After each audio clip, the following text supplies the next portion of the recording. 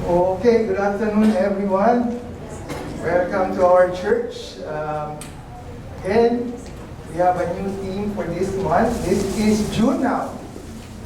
Could you imagine it's already half of the year?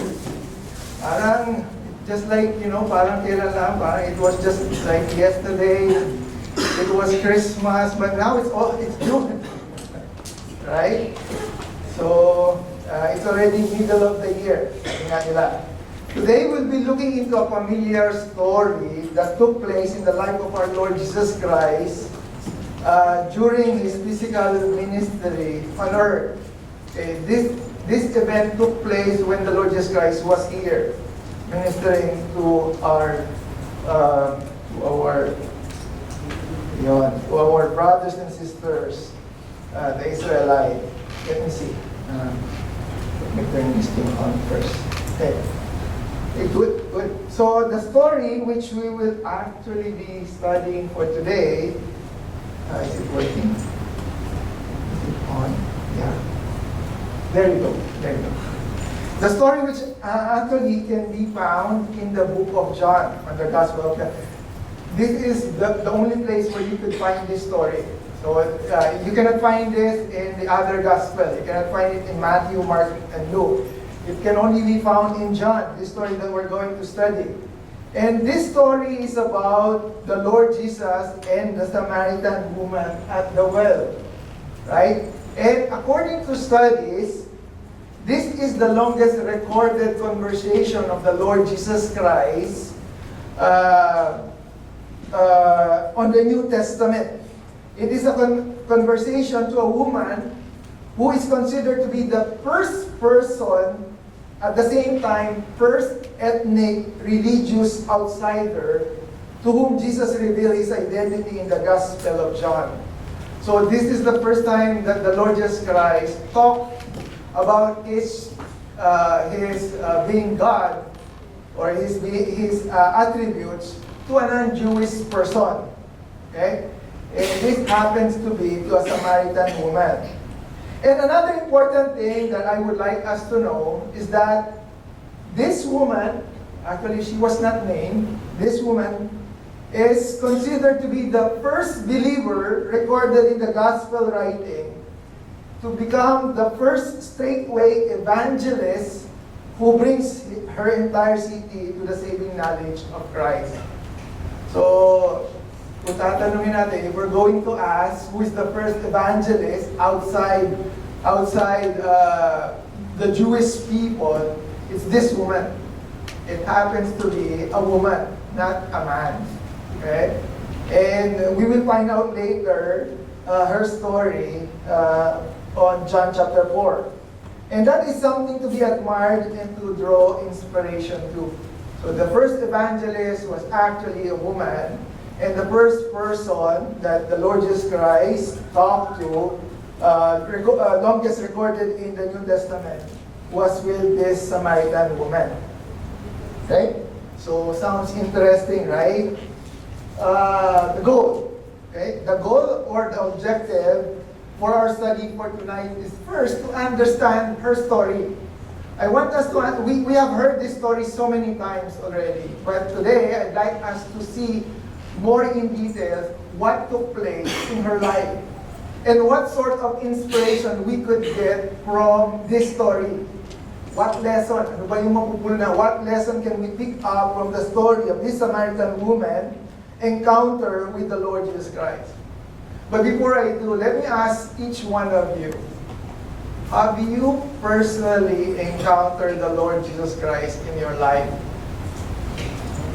I don't want you to raise your hands, but I want you to think about it. I hope and I pray that each one of us has that kind of experience, a personal encounter with the Lord Jesus Christ. Okay?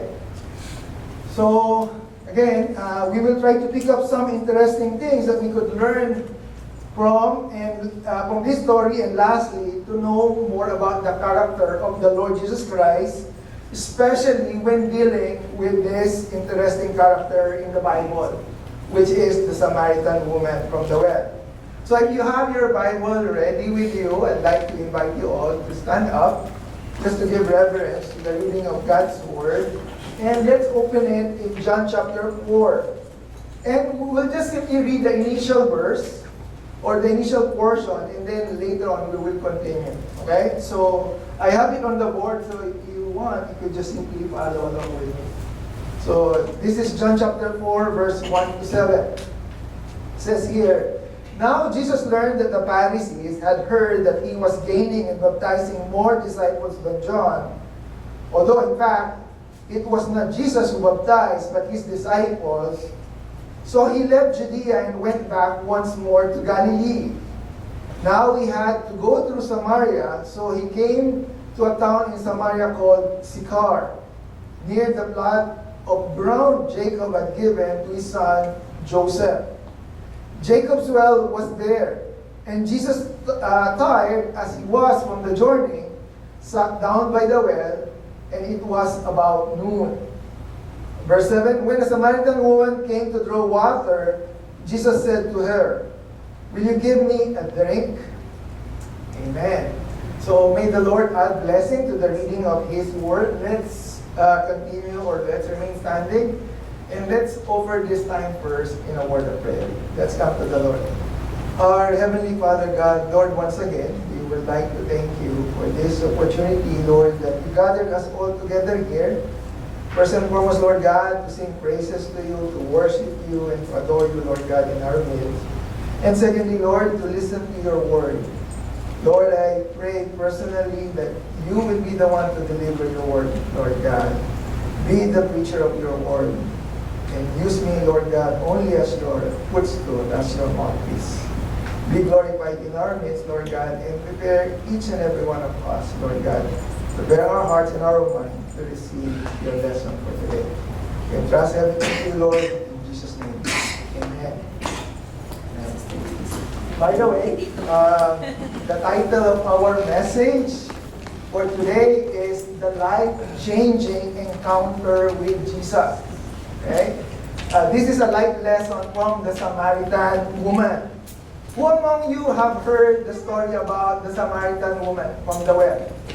Who among you? Some of you have already heard it and are familiar with it. Okay, so the initial passage that we have read a while ago, the one that we have read from verse 1 to 7, gives us a backdrop of the story. It gives us some sort of like an introduction of what is happening. And this is one of the 6 things that we could see from this full story. There are 6 things that I would like us to see for today. And that is something that where we could grab some lesson too. So the 6 important key things from this story, starting with number 1. Okay? Number 1, the location of the encounter. Okay, so we're going to discuss about the encounter of the Lord Jesus Christ and the Samaritan woman. And so the first thing that I would like us to understand is the location. Where does where the place where the story took place? And let me go back to that passage from verse 1 to 7. I'm not going to read it again because we have already read it. And basically what's happening here is that after Jesus goes from conversing with an educated, powerful, prestigious man named Nicodemus in chapter 3. Because if you read chapter 3, you will see that the Lord Jesus Christ encountered Nicodemus. But we are now in chapter 4, right? So after that event, the Lord Jesus Christ came now to this place where he finds himself talking to this outcast, unlearned and self-conscious Samaritan woman. And the place is called Sychar. That's the place. Okay? It's a land sitting between the middle, between Judea and Galilee. I hope you could see the map. Okay, so let me move backward here para makita ng mga nasa right side. So you see the one on top of the mount, on the map, the north part is Galilee. And the one at the bottom is Judea. Okay? Yeah. So the Lord Jesus Christ is in Bethlehem at this point.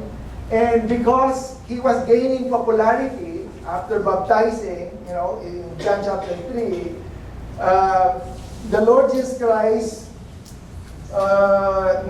find out that, it seems like that there is some commotion.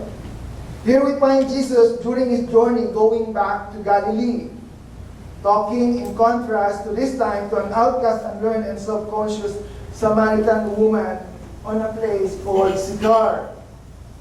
Jesus knew that because of his rising prominence and popularity, he anticipated that there would soon be a confrontation between him and the religious establishment, which was among the Pharisees.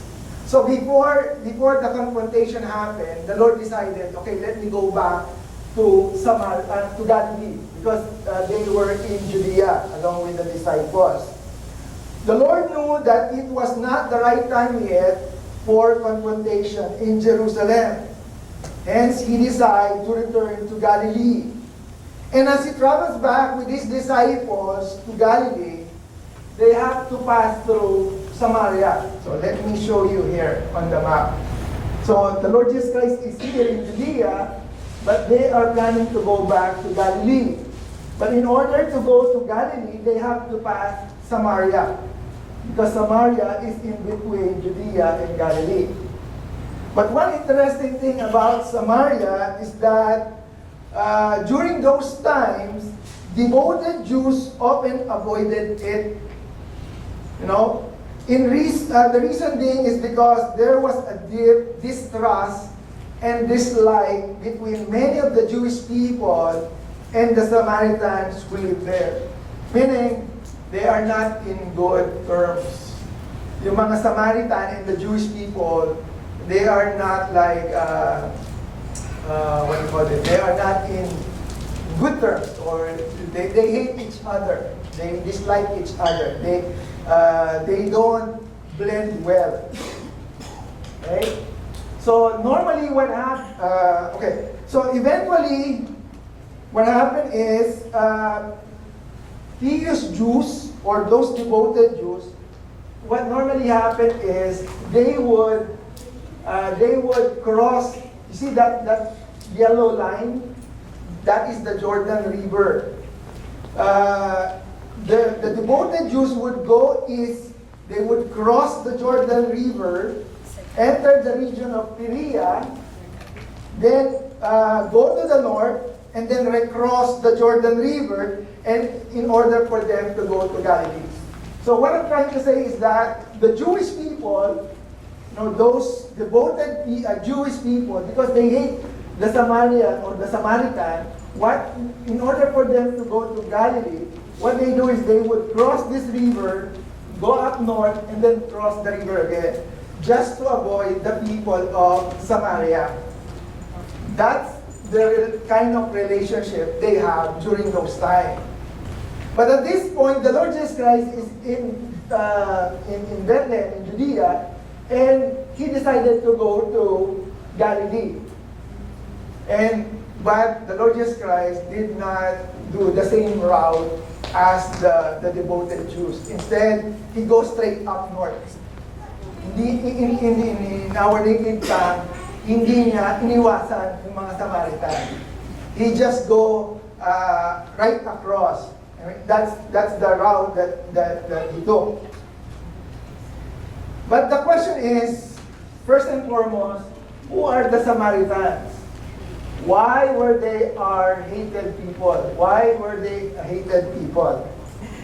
Now, the Samaritans were the left behind Jews during the return stage. Okay, so let me show you this biblical timeline, because this would give you a better understanding. Remember the stages in the Old Testament, right? So what happened is, during the exile stage, or during the exile period, the Assyrian conquered the Israelites and the other nations. They conquered the Israelites, meaning the 12 tribes of Judah. They conquered them and they exiled them, they put them in prison. But what happened in 538 BC, the Babylonians defeated the Assyrians.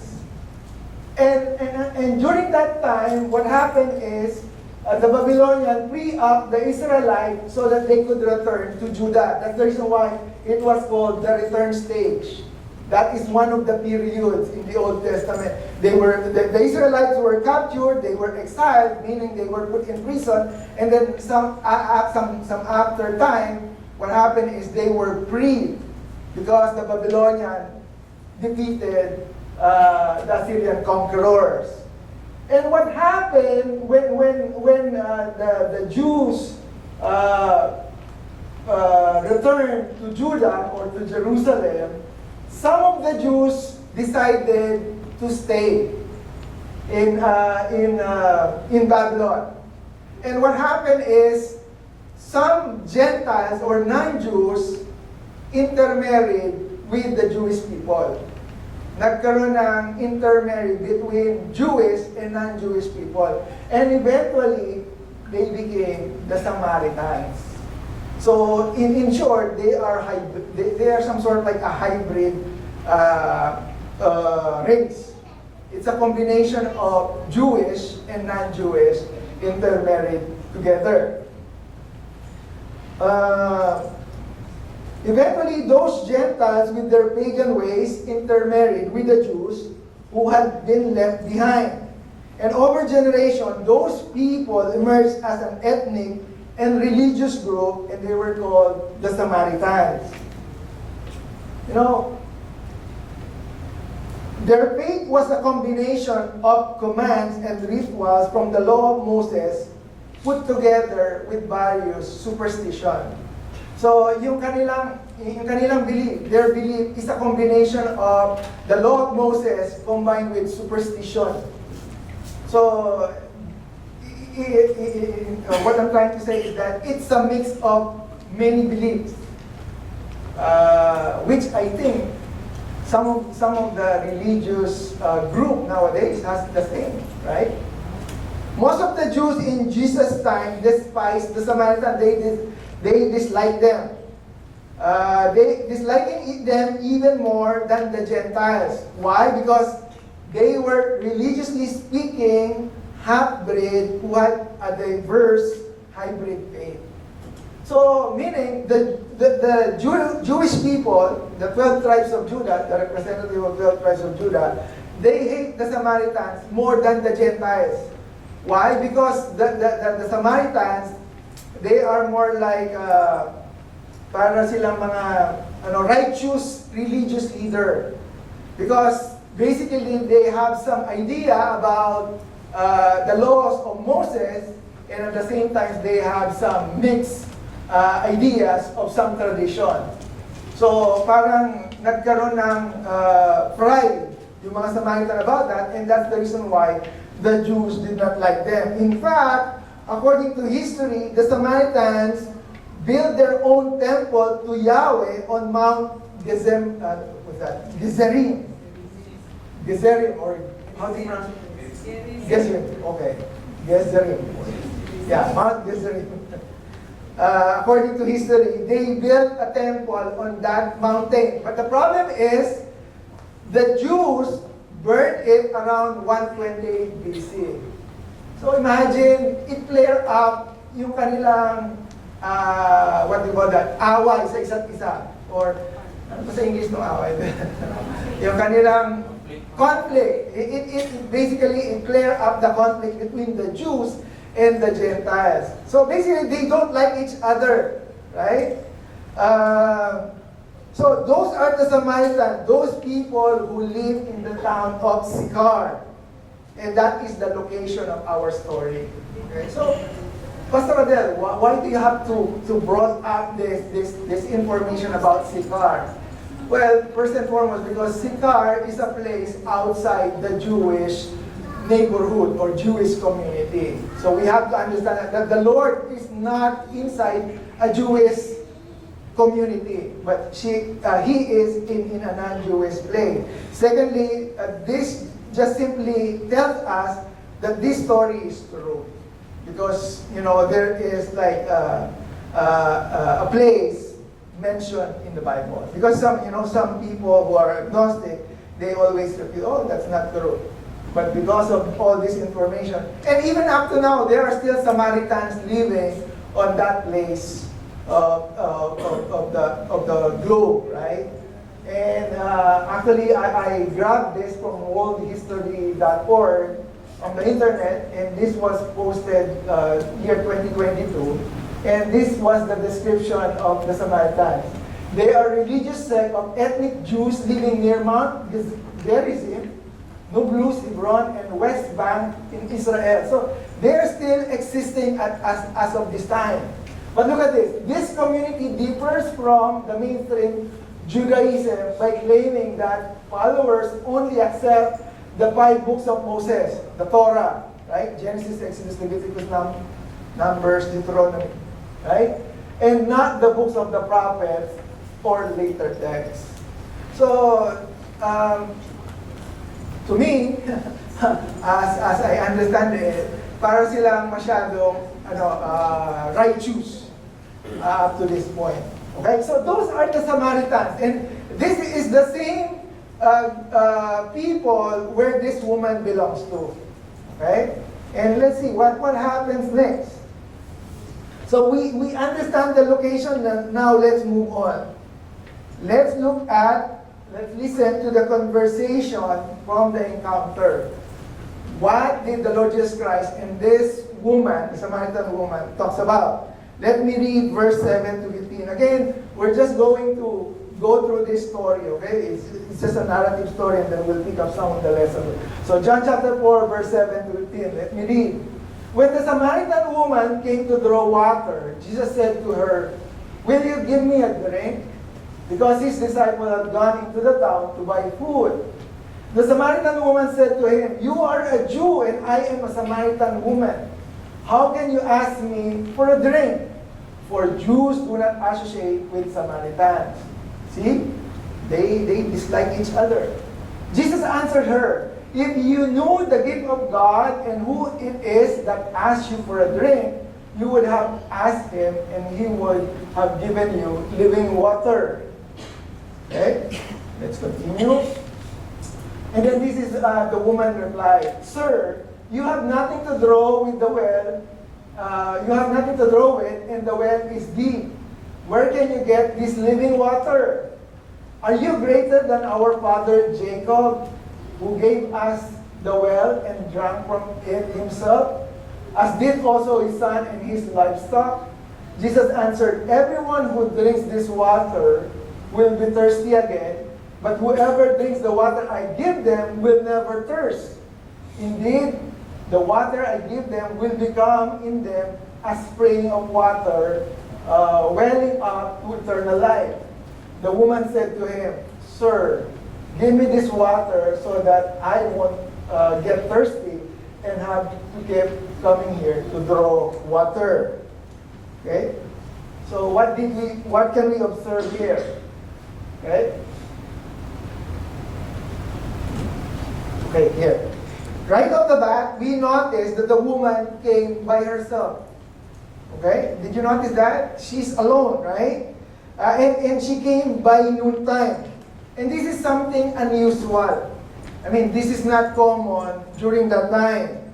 Normally, women come together, either in the morning or evening, because that is the common practice. It is some sort of like a social gathering between women. Siguro pagka pupunta sila, doon sila nagchichismis-chismisan. But at this point, she was just the only person, right? But with this woman, like what I said, this is kind of odd, or it is unusual. Hindi siya pangkaraniwan, okay? The fact that she came along by herself might mean that she might have been isolated by the other woman in Sychar, okay?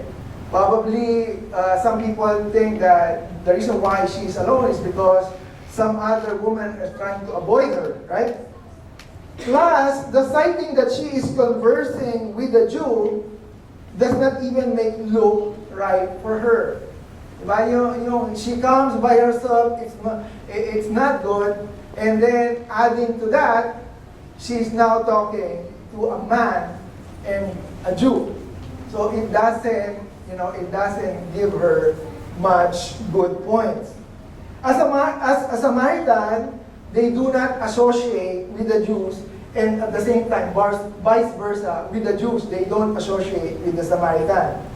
And by tradition, even a rabbi teacher would not speak with a woman in public, not even with his own wife and daughter. Imagine that. Miski yung, even their teacher or the rabbis, you cannot see them talking to a woman in public, even their relatives. But with Jesus, of course, we know that this is something that is not applicable to him. It doesn't apply to the Lord Jesus Christ. Actually, his request genuinely surprised the woman and also later with the disciples.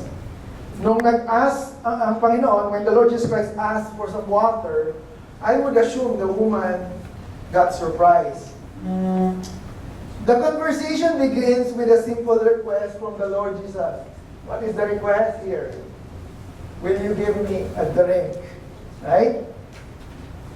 But if we are going to really look closely with this request, basically this is what is happening. Okay?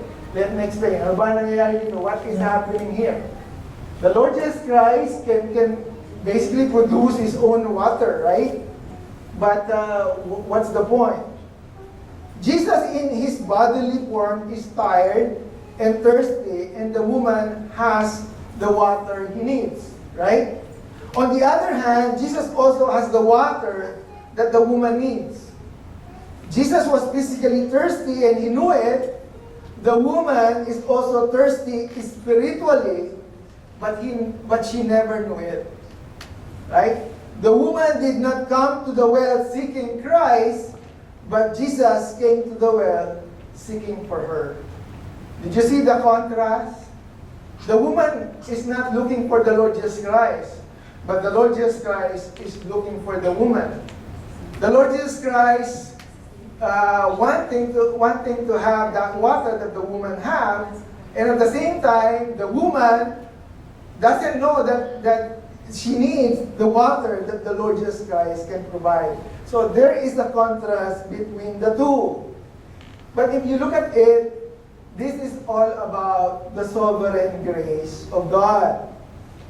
What do you mean, Pastor Adel? This is what I mean. Jesus found her, and the woman didn't find him. This is the same true to all of us. We will never come to Christ until he first came to us. Do you agree? Right? It is God who first comes to us in order for us to know him. Right? That is the way the Lord Jesus Christ did with this woman. So the follow-up question now is, what does the Lord Jesus Christ mean about the living water? What does Jesus refer about the living water? What does he mean about giving what? See that, right? It says there in verse 10, right? Jesus answered her, if you know the gift of God and who is that asks you for a drink, you would have asked him and he would have given you living water. So what does the Lord Jesus Christ meant about this living water, right? Actually, what Jesus meant with that is clearly more defined in chapter 7.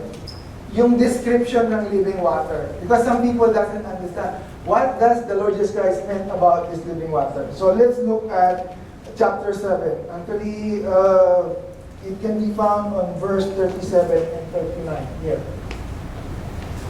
Jesus stood and said in a loud voice, look at this, let anyone who is thirsty come to me and drink. Whoever believes in me, as the scripture has said, rivers of living waters will flow from within them. Look at this. What is the meaning of the living water? By this, he meant the Spirit, whom those who believe in him were later to receive. Because up to that time, the Spirit had not been given since Jesus had not yet been glorified. So, yun pala yun. That's what it is. The Lord Jesus Christ is referring to the Spirit. That is the living water. Okay? So this is what the Lord Jesus Christ is referring to when He speaks about the living water. That He is about and able to give. And that was the initial conversation, the initial connection between Jesus and the Samaritan woman. They are talking about the living water, which refers to the Spirit of God. Okay? So that was the conversation they had. The Lord Jesus Christ is asking for water, and the Lord Jesus Christ is offering a living water. And when we ask what does He mean by living water, it's about the Spirit of God. Okay? So now let's continue. In verse 16 to 19, what is the next thing that we could see from this encounter? We could see a confrontation in the encounter. Let's read. Okay? Verse 16 to 19. Then He told her, "Go call your husband and come back." "I have no husband," she replied. Jesus said to her, "You are right when you say you have no husband. The fact is you have 5 husbands, and the man you now have is not your husband. What you have just said is quite true." Then the woman replied, "Sir, I can see that you are a prophet." So you see the confrontation made by the Lord Jesus Christ here. You know, some people might ask, why would Jesus suddenly and strangely ask the woman to call and bring her husband? Did you ask that? Bakit nga ba? Why did the Lord Jesus Christ ask the woman to bring the husband? You know? Why? Some people would ask, right? But I was asking myself, when I was reading it, I was scratching my head. What for? You're already talking to this woman, right? Well, basically, the Lord Jesus Christ was just simply promoting the boundaries of cultural proprietary. Meaning, this is not a strange request. Okay? Actually, it is more culturally appropriate and acceptable to have the husband's presence. You know, just like, us, right? As a pastor, I would not speak to a woman, especially to a married woman, alone. I have to make sure that the husband is present. And basically, that is the practice of the Jews. Right? Remember, even as I told you a while ago, even the rabbi would not even dare to speak to his wife in public. And that is the reason why that is probably one of the reasons why the Lord Jesus Christ is asking. It's just basically promoting what we call a cultural proprietary. You know, it's more appropriate, more acceptable to have the husbands present. Though for us now, even though we know that this is done in purpose also by the Lord Jesus Christ. Merong hidden agenda ang Lord. He has a hidden purpose. Deliberately, He asked the woman to bring her husband with her, even knowing that she doesn't have a husband at that particular moment. Alam ng Lord yun eh. The Lord knows He doesn't have a husband. But why did you ask? Because He has a purpose. Okay? There are also some commentaries saying that the woman is promiscuous. What do you mean by promiscuous? Kasi I was using that word. You know, I know that word promiscuous from a song. But when I try to look at the dictionary, what does it mean? It means like some sort of like what do you call it? What did you say? Palipat-lipat. Okay, sa Tagalog. Or promiscuous meaning hindi siya decente, okay, sa Tagalog. It's not a decent woman. That's basically what it is. Some people thought that the woman is promiscuous woman. And some also say that she is not. Because of this word, right? some group of people thinks that she is a promiscuous woman. Some group of people thought that she's not, because there is no direct statement saying sin no more, right? Compared to the other sinner, right? To the other woman. Because here, the Lord Jesus Christ did not. But let's look closely to figure out, is this woman a promiscuous woman or not? The woman has had 5 husbands, right? The man she's living with currently is not her husband. In a sense, this is the ultimate reality check. How could a woman in that day have 5 husbands? Now, even today, that would be very unusual. Did they all die? That is more unlikely. Have she been divorced 5 times? Well, it's possible. Was there promiscuity involved? Most likely. Because certainly, she is living in a sinful relationship with a man outside marriage. Her past, I don't know. But the present is, she is living with a man, not her husband. And that is the basis of my point, that she is a promiscuous woman. Okay? Not because the husband died, not because she was divorced, but because she is living with a man, not his husband. Right? And how are you sure, Pastor Adele, that the topic is about the husband? It's because the Lord Jesus Christ asked the woman to bring her husband. And even the Lord Jesus Christ said, the man that you are with right now is not your husband. So why would the Lord Jesus Christ brought up something if it's not the husband? So that's the man that is supposed to be the husband, but they are not married. And that's the problem, right? Okay, so again, the Lord Jesus Christ as the husband because it's appropriate, right? But the woman who is living with the man is not appropriate, right? So now, people might think that Jesus seems to appear like insensitive. Parang insensitive naman ng Lord. Oh. Alam niya na, He already knows that this woman is living with another. Why bring it up? Right? Why bring it up about the woman's past here? Right? The thing, Jesus brought up this embarrassing issue, remember this, not to humiliate her, but because her sinful life had to be confronted. Okay? It is needed. At this point, the woman needs to decide what she loves more, her sin or the Messiah. The thing is that the Lord has many ways of entering our life. Do you agree? Maraming paraan ng Lord to make His connection to each one of us.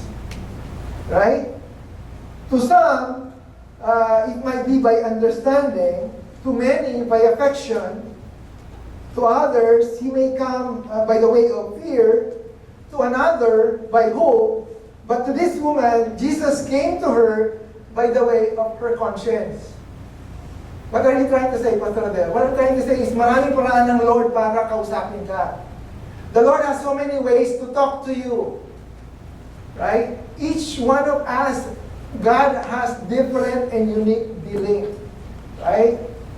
So my question is, how about us? I remember I asked you a while ago, did you have a personal encounter with the Lord? How was it? Right?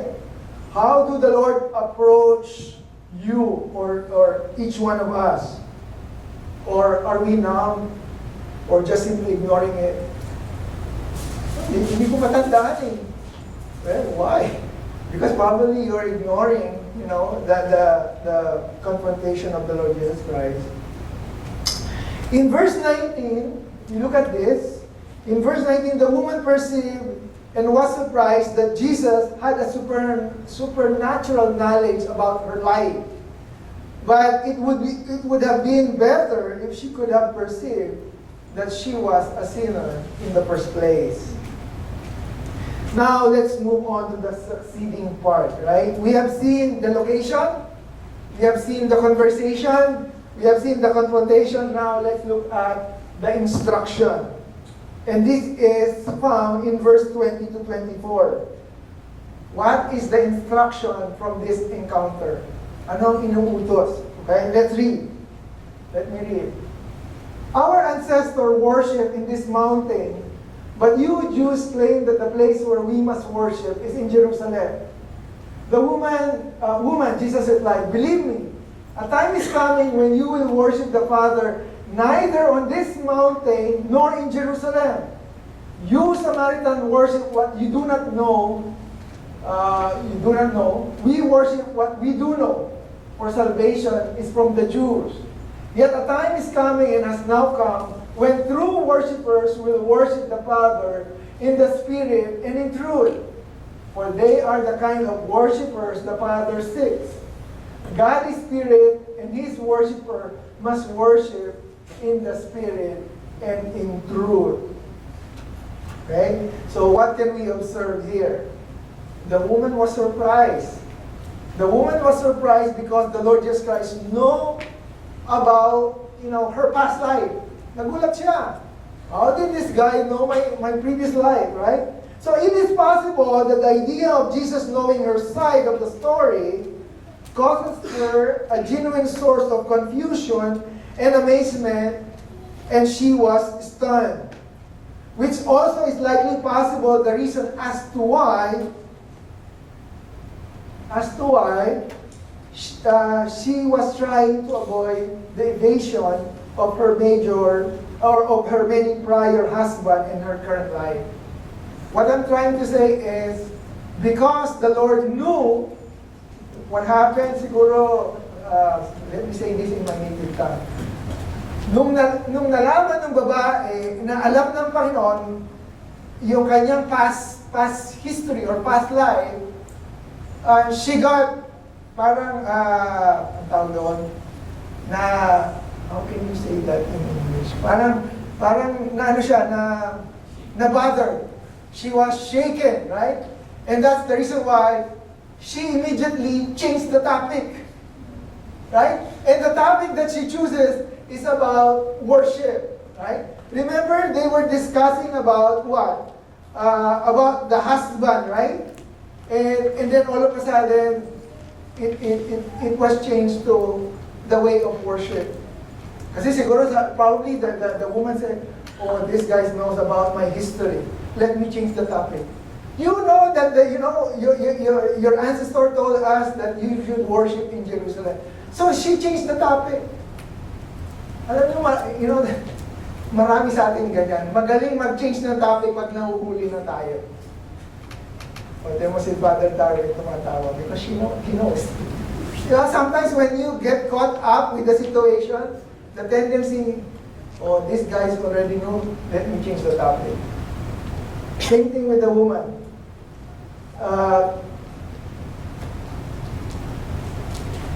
What happened? Masama ko na wala ko. Sorry. Here. Ano ba? Yan, John 4:20. Nawala ako sa... Ito.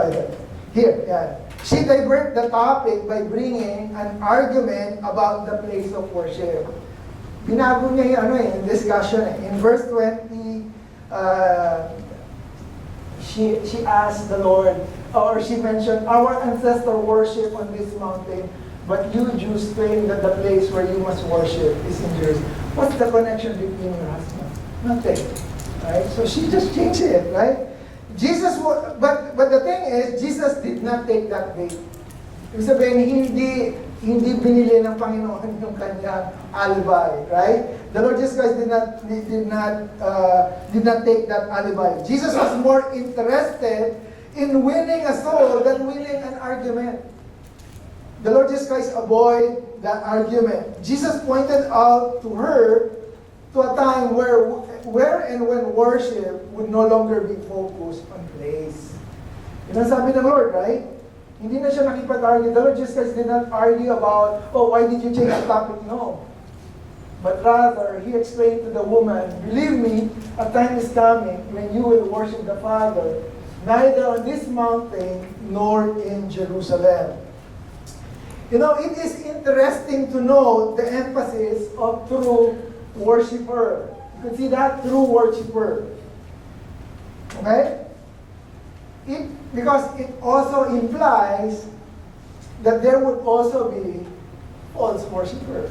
If there is true worshiper, meaning there would also be false worshiper, right? The Lord explained that worship will not be based on place. It will not be based on your posture. It will not be based on how you look, right? But rather, a true worship will be based on what? On truth and by the Spirit. Furthermore, Jesus explained that this is the kind of worship that God would seek for a person or would look for a person. What do we mean by that? Things that are more concerned or focused on the spiritual realities. You know, when He mentioned about the Father will seek those people who will worship in spirit. What do you mean in spirit? It means that those people who would worship should always have that mindset that is more focused on the spiritual reality rather than the materialistic thing. Right? So that is the meaning of worshiping God in spirit. Right? The things that are more concerned, focused with the spiritual realities, not much with the material things, and also in truth, which basically means in accordance to the whole counsel of God's Word. Meaning, it should be scriptural or biblical. When we say truth. You know, sadly, nowadays, we are accustomed to singing and praising God as the major form of worship. Akala ng lahat is yung worship, it's all about singing and praising. But realistically speaking, listen to this, that is just one small component of it. I'm not saying that it's not part of it, okay? Don't misunderstand it. It's part of worship, but that is just a small portion of it. Right? True worship is a changed life, aligned with the Scripture and aligned with the Spirit of God. That is true worship. So what is the instruction?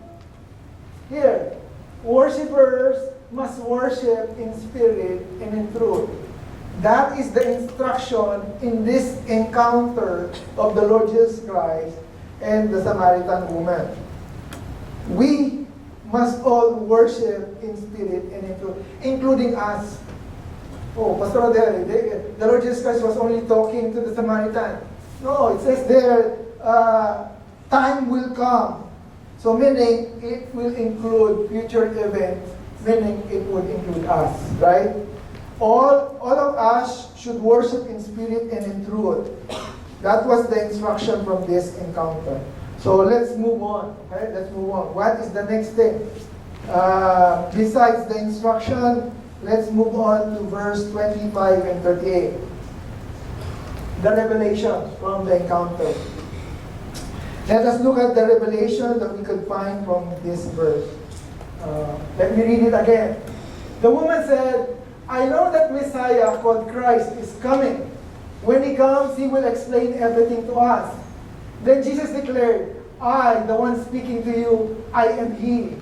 Just then His disciples returned and were surprised to find Him talking with a woman. But no one asked, what do you want, or why are you talking with her? Verse 28, then leaving her water jar, the woman went back to the town and said to the people, come see a man who told me everything I ever did. Could this be the Messiah?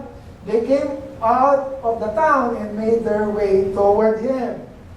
Meanwhile, His disciples urged Him, Rabbi, eat something. But He said to them, I have food to eat that you know nothing about. Then His disciples said to each other, could someone have brought Him food? Then the Lord Jesus Christ replied, my food is to do the will of Him who sent me to finish His work. Don't you have a saying, it's still 4 months until harvest? I tell you, open your eyes and look at the fields. They are ripe for harvest. Even now, the one who reaps draw a wage and harvest a crop for eternal life, so that the sower and the reaper may be glad together. Thus the saying, one sow and another reap, is true. I sent you to reap what you have not worked for. Others have done the hard work, and you have reaped the benefits of their labor. Okay. So this is the portion of this encounter that the Lord Jesus Christ will reveal two things.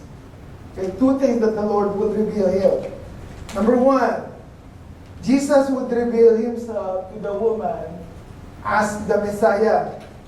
You know, it seems like that some truth is slowly dawning the Samaritan woman. She then remembers what she heard in the past about the Messiah, right? That's what she said. I know that the Messiah is coming. That someday he will come and explain everything to them. Then the big surprise happened. Jesus declared the one who speaks is he. I mean, he claims.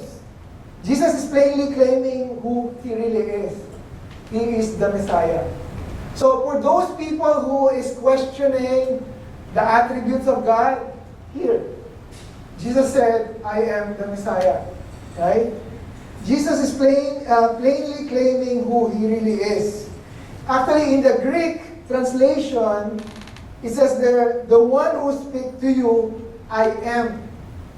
No, that is the same name God uses when he talks to Moses. Right? Jesus used the same phrase. And technically, Jesus is claiming the identity with God. And most assuredly, this woman is blown away. Siguro, na-surprise yung woman. Hindi na siya, she could not even bear what she is hearing, right? And because of that, in verse 28, the first evangelist came to life. What do you mean, Pastor? Because, like what I've said, what she did, she went to the town and talked to all the people, right? Look at here, right? The Samaritan woman was so impressed by the love of Jesus, even though she was confronted first, right? But that did not stop her for forgetting who she really was. Remember, she was an outcast. Nobody likes her, right? Kaya nga siya nagpunta dun sa well na mag-isa. But because of this thing that took place, forget about my past. Let me talk to all these people. Nawala lahat yung hiya niya. Nagkaroon ng lakas ng loob. Can you translate it, sister?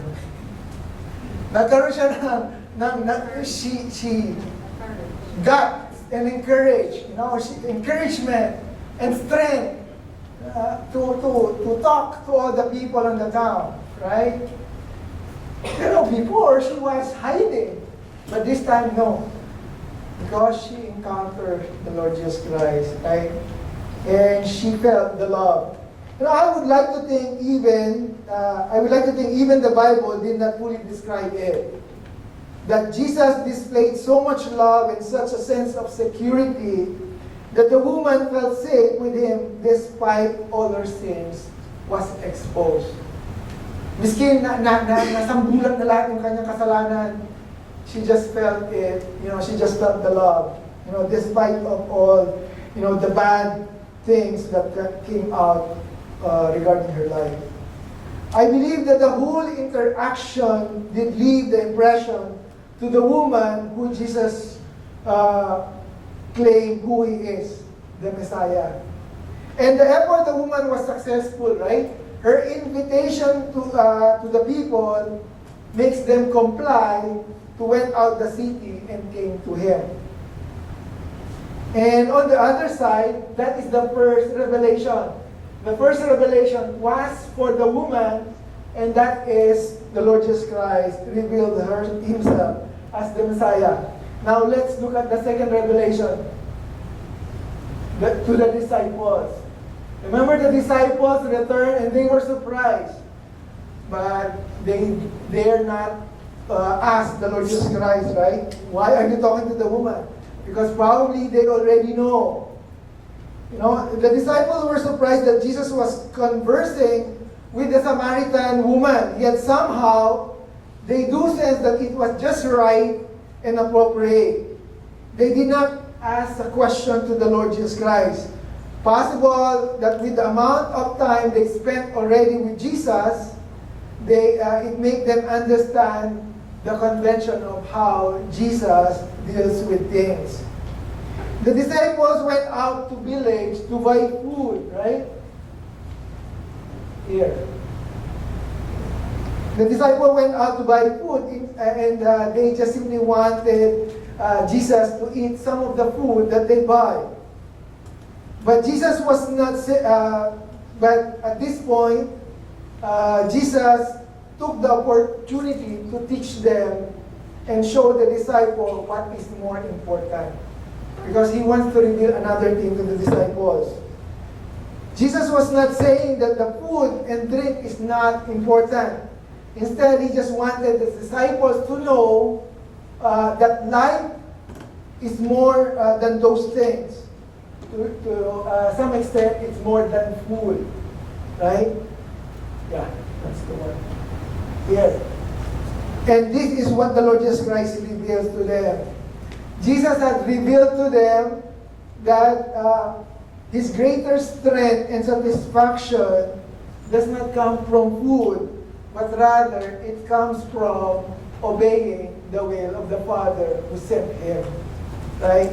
Jesus explained further to encourage His disciples that in harvest, both the sower and the reaper has same benefit together. Right? So basically, the revelation is that He's the Messiah, and second, that His strength comes from obeying the will of the Father. Okay? One revelation is for the Samaritan woman, and the second revelation was addressed to the disciples. Okay? Now, let's move on to our last point. The last point. Okay, so there is revelation. What happens next? There is proclamation from the encounter. Let's read. Okay, reading from the last verse, verse 39 to 42. Okay, again, now we know the story, right? Many of the Samaritans from that town, what happened? They believed in Him because of the woman's testimony. He told me everything I ever did. So when the Samaritans came to Him, they urged Him to stay with them, and He stayed 2 days. Right? And because of these words, many more became believers. They said to the woman, "We no longer believe just because of what you said. Now we have heard for ourselves, and we know now that this man, what? Really is the Savior of the world." Wow. Look at the proclamation. Did you see that? Did you catch that? You know, it took the testimony of one woman to make the whole town believe the Lord Jesus Christ, right? Of course, eventually, they all believe based on the verse because of their own, what do you call this? Because of their own encounter, right? Actually, Romans 10:17, it says, faith comes by hearing, and hearing by the word of God. So the woman just simply practiced what that verse mentioned. And what is the testimony? What is the testimony here? He told me everything I ever did. That was the testimony of the woman. Basically, she was just simply saying, Jesus knows everything about me, the real me. The woman was amazed not only that Jesus knew the facts of her life, but He loves her and accepted her even knowing the facts of her life. And Jesus did not condemn or judge her. Parang meron tayong naamoy na nasusulat. Can we just simply check? Baka yung ating pizza. Okay.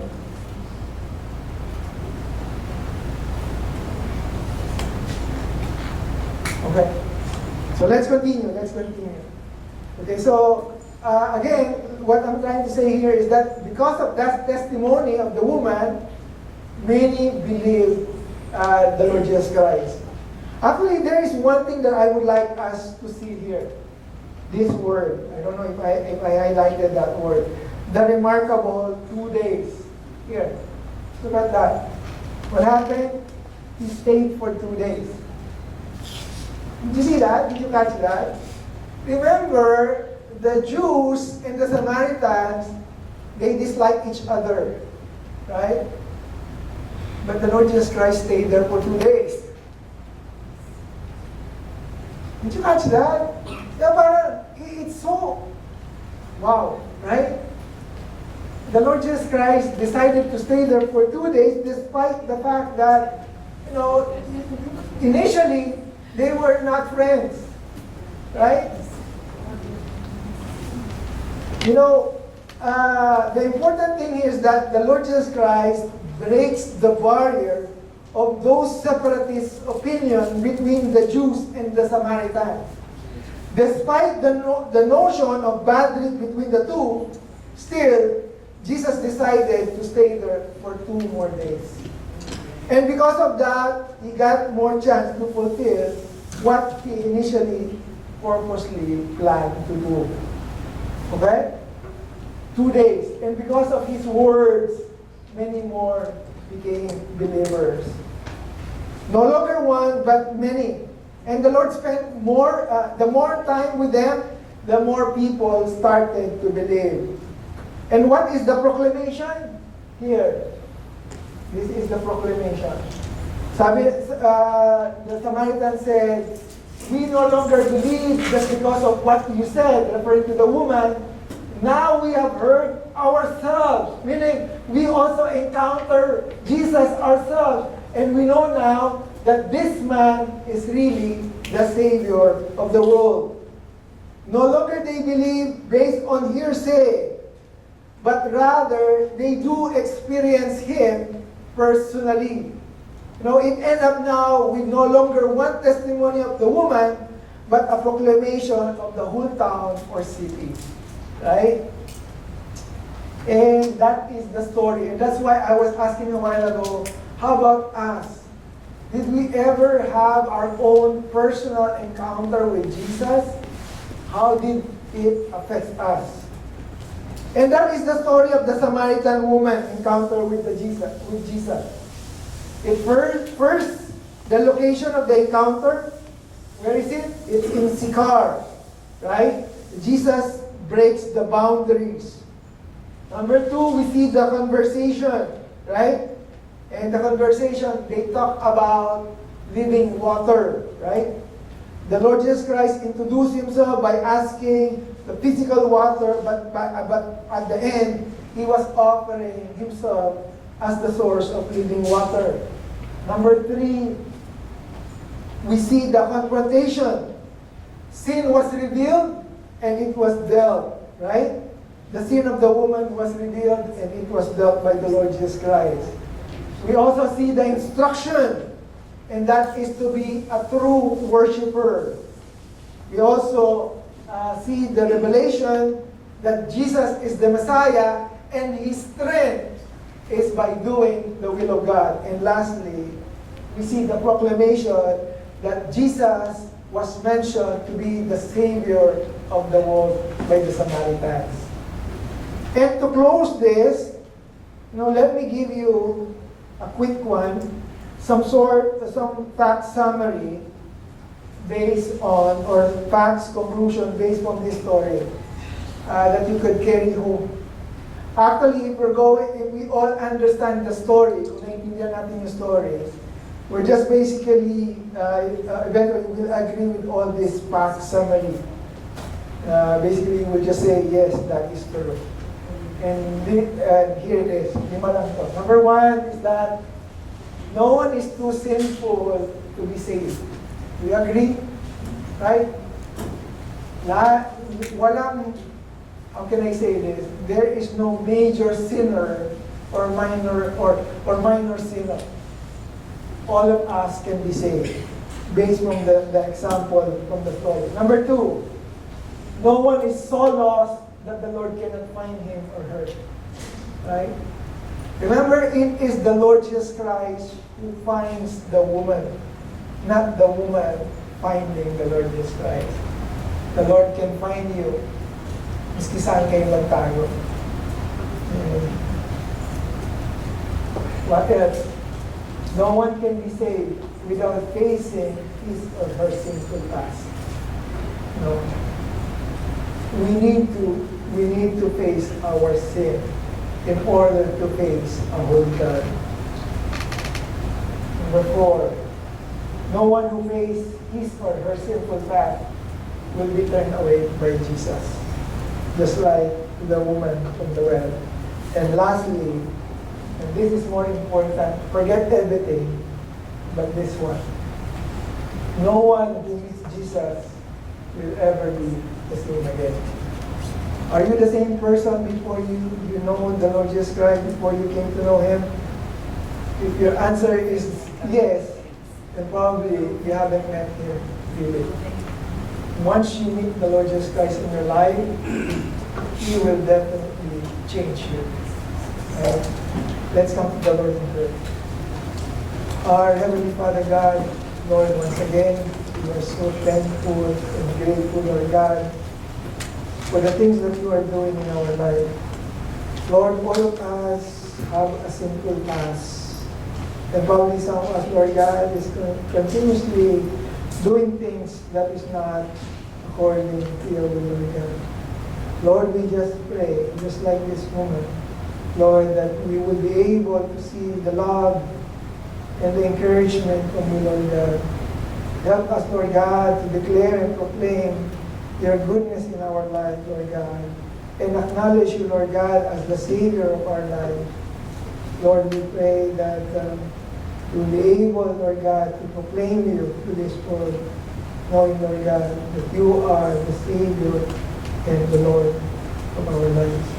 Lord, we entrust to you everything and we commit to you the rest of the day. In Jesus' name.